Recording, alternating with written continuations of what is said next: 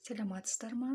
Халықаралық қазақ-қытай тіл колледжінің оқытушысы, информатика пәнінің оқытушысы Индира Қыранбаевна.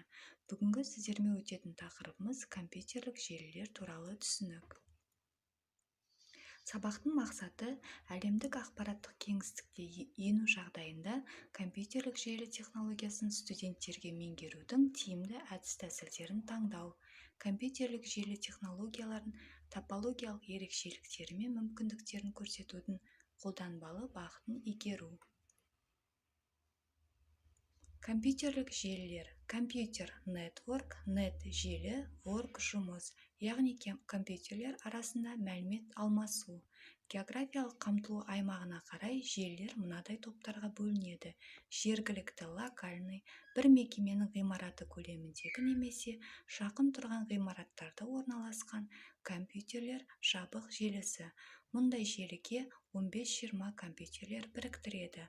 Ауқымды, ғаламдық, глобальный, бірнеше мемлекетті немесе бүкіл әлемді қамтитын ашық желі түрі болып есептеледі. Аймақтық интернет, региональный, бір қала, аудан компьютерлерін біріктіреді. Топология байланысу тәсілі бойынша желілердің жіктелуі. Суретте көрсетілгендей бірнеше топология түрі берілген: шиналық топология, сақина топологиясы, жұлдыз топологиясы және ақшақар тәрізді топология түрлері.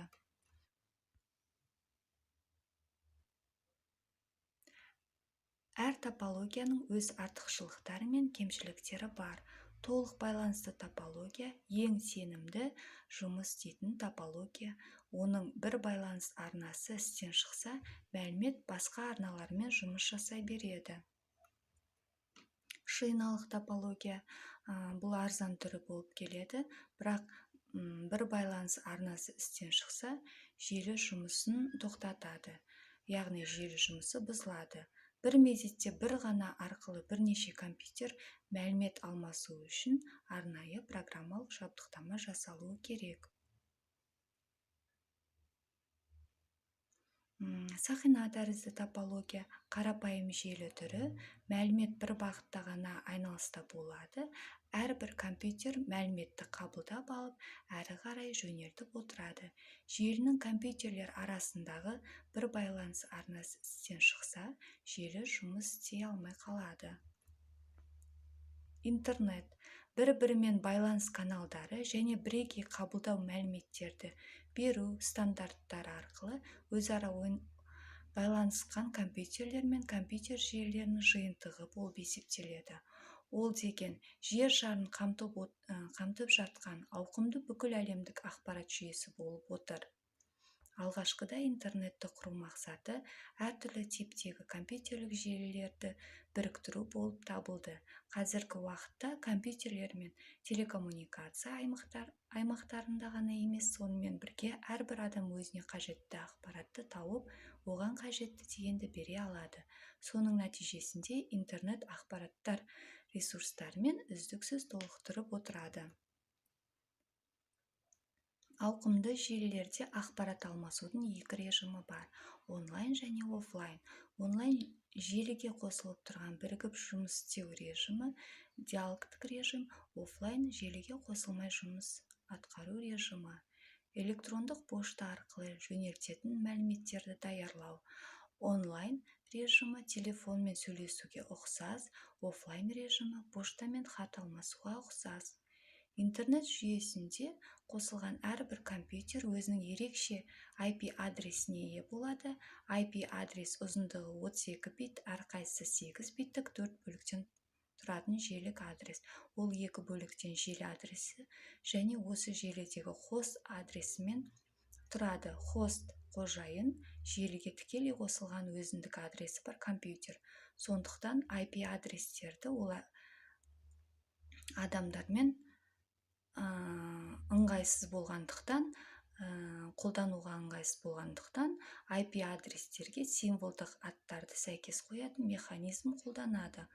Оны домендік аттар жүйесі, domain name systems деп атайды. Пайдаланушы идентификаторы және домен аты өзара нүктемен ажыратылған бірнеше бөліктерден тұруы мүмкін.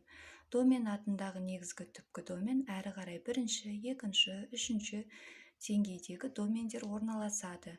Түпкі домендер интернет таратады. Бірінші деңгей әр мемлекет, келесі деңгей мекемелер типі үшін тағы сол сияқты тағайындалады.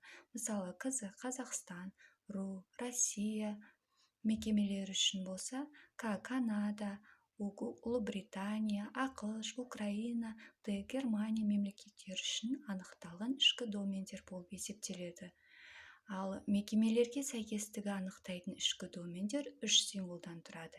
Яғни, мысалы, коммерциялық мекемелер, еду білім беру және ғылыми мекемелер болса, мемлекеттік мекемелер, әскери мекемелер, нет желілік мекемелер, басқа мекемелер үшін екінші деңгейдегі екі домен қала, аймақ аттарын белгілейді. Енді сіздерге үй тапсырмасын беремін. Бақылау сұрақтары. Компьютерлік желі дегеніміз не? Жергілікті желі, глобальды желі, протокол дегеніміз не? Желілік технологияларға не жатады? Осы сұрақтарға жауап бересіздер келесі сабақта. Және де сіздерге тест сұрақтарын берем. Тест сұрақтарын, тест тапсырмаларында жауап жазып алып келесіздер. Сабағымызды осымен аяқтаймыз. Назарларыңызға рахмет.